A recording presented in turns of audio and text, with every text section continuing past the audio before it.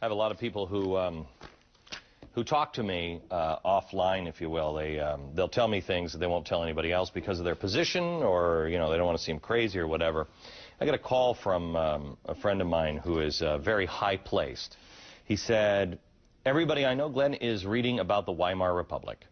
And I said, "Oh, geez, the loaf of bread with a wheelbarrow full of money republic?" He said, "Mm-hmm. It is what a lot of people believe is coming. Try to buy a book online about the Weimar Republic. You will have a hard time finding some of the books. A lot of them are just suddenly gone. Who's reading them all, and why now?" Peter Schiff, president of Europac and author of the little book of Bull Moves and Bear Markets. Peter, worst nightmare looks like it's coming true because, as much as anybody wants to say that we're borrowing this money, we are borrowing some of this money, but people are also asking for insurance, if you will, on our treasuries, which has never, ever happened before. We need credit default swaps on our treasuries now to make sure that, because some people are saying, I don't know if they're good for the money. We're printing a lot of this money, aren't we? Well, I think that's where it's going to come from. Remember, credit comes from savings, and we blew through most of our savings when the dot-com bubble crashed, and then we started borrowing a lot of money from the rest of the world. Wall Street helped us do this with these structured products where we tapped into the global savings glut, and we borrowed from China and Saudi Arabia and Russia and Japan, but now we can't pay the money back, and nobody wants to lend us any more, so they're trying to recreate it with a printing press, and that's exactly what happened in Weimar Republic, Germany. That's what's happening in Zimbabwe right now. When you have inflation, let's just say that unemployment next summer is maybe 10%, and you inflation at what? What do you project next year, just by the amount of money that we put into the market? Well, I think it's already running a little bit north of 10%. I think pretty soon, maybe a year or two down the line, it's going to be going at least 20 or 30% per year. The government won't admit it, but it will be. Right. But they won't admit it, but we'll feel it. When inflation is 20%, you have unemployment at, at least 10%. What happens then? People can't pay their bills, they can't pay their mortgages, they can't pay their credit cards. I mean, the whole thing starts to fold. Well, Glenn, they already can't pay their bills. I know. And the government, see, instead of encouraging us to start saving now so we can pay back the debt, they're trying to encourage us to borrow even more money and spend that.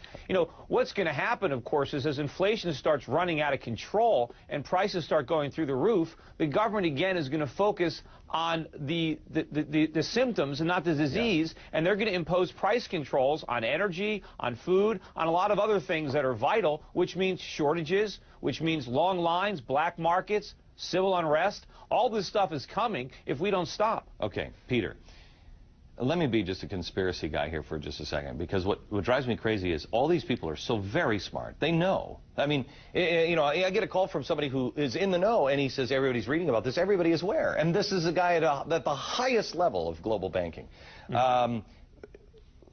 I mean, are we being pushed into a global one financial system? What is happening? I don't know what's going to happen as far as a global currency, but if you remember the Weimar Republic, they were in trouble because of the reparations from the Treaty of Versailles. They had huge external liabilities. If I may take you back one step, they got into a war and decided they didn't want to finance it with taxes or finance it with bonds. They just decided to run a deficit. That was the first step. Right, that sounds very familiar. Yeah. That's what we're doing with Iraq. But the thing is, we owe the world probably as much, if not more, than Germany owed, only we didn't incur this debt fighting a war. We incurred it remodeling our houses and buying cars and television sets and iPods and all these little gadgets that we didn't need, and now we owe the world trillions, and we're reaching for the printing press to pay it back. And we're also reaching for a stimulus package, which we have to go to the printing press to get that, too. And all these tax rebates and everything else.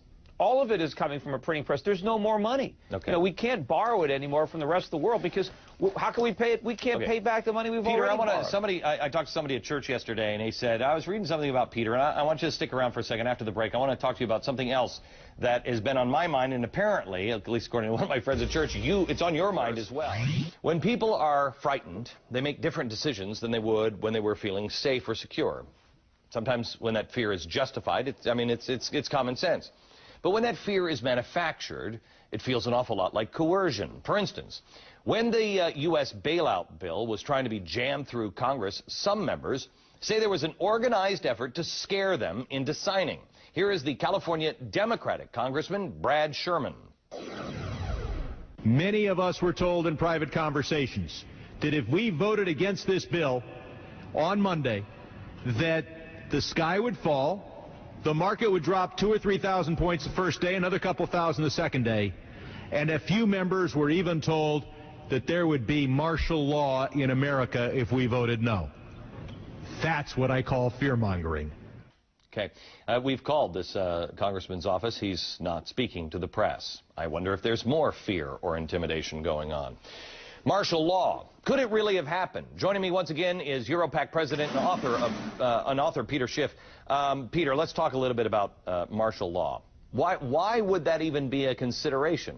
Well, I don't think it was a threat if they had rejected the bailout bill, but I think it is a possibility a few years down the line. We just spoke a little bit about price controls and the effect that they're going to have. If we have shortages of food, if we have rolling blackouts, and people are upset and they're hungry and they're cold, there could be civil unrest, there could be looting, rioting, and that might be the impetus for the government to declare martial law. You know what, I don't think you're a couple of years away from something like that. I mean, honestly, Peter, I mean, look at what's happening. In a half hour, I've got a congressman on about the racism cries. I mean, there are people that are right now so disenfranchised, and I think being encouraged to be disenfranchised on both sides, that at any time this damn thing could break apart. And we're giving the government so much power, and you know, you give up a lot more civil liberties. When you have martial law and you've got the military policing our streets, when you've got suspension of habeas corpus, you've got curfews, you can't be out of your house after dark, and they can just pick you up and put you in prison and keep you there indefinitely without charges, and there's nothing you can do about it. I mean, we're giving up one liberty after another, all to protect ourselves from this economic crisis, which needs to happen anyway, but it doesn't need to be nearly this bad. Peter, Peter, this is, I mean, we're in crazy town, USA, but my gut tells me that 2 years down the road, let's just use that number, this country is not going to look at anything like it does today. Our world has changed. Oh, it just hasn't caught up. I mean, we've blown way by France already. You know, we're not going to become France. I'm hoping we don't become Zimbabwe, but that's where we're headed. Explain that. Because most people will say that's insane. I sat with a guy this weekend who's a good friend of mine. He said, Glenn, I got to tell you something. 6 months ago, he's in the financial business. He said, 6 months ago, I thought you were crazy. He said, how did you know? And I said, it's common sense. It is common sense. And, you know, people think that hyperinflation can't happen here. Well, you know, the laws of physics works everywhere. If you throw a ball up in the air in Zimbabwe, gravity is going to bring it back down, just the way it is here. And economics is a science. There are laws, and it doesn't matter where you apply them, you're going to get the same result. So if we follow their monetary policy, that's where we're going to go. We need to replenish our savings. And the government is not letting us do that. The government is forcing spending. They're force-feeding spending down our throats. Peter, do you remember in the Great Depression? I mean, not like you or I that were there, but I've been doing my homework on the Great Depression the last couple of years. This is exactly what the government did. In fact, in I think 1935, they said to companies, "You must spend your money, or we tax it all and take it away." And the company said, "We can't do that. We won't have any money for a rainy day." Lo and behold, rainy day came, crash again. Yeah, the left-wing agenda wants us to think that the reason there was a depression was because the government didn't do anything. That's not true. There were actually people that were advocating the government do nothing, but they didn't. They did a lot. Hoover did a lot of things, and he created a lot of damage, and then Roosevelt came in and did even worse stuff. Oh, yeah. America, go look for the little blue eagle. I remember always seeing that little war eagle. That was price control. That meant the government was basically saying, do not shop or buy any product without that blue eagle, because they won't promise to sell it at a certain price. I mean, what kind of country were we living in? And we're going back. Peter, thank you very much. Thank you. Coming up as a...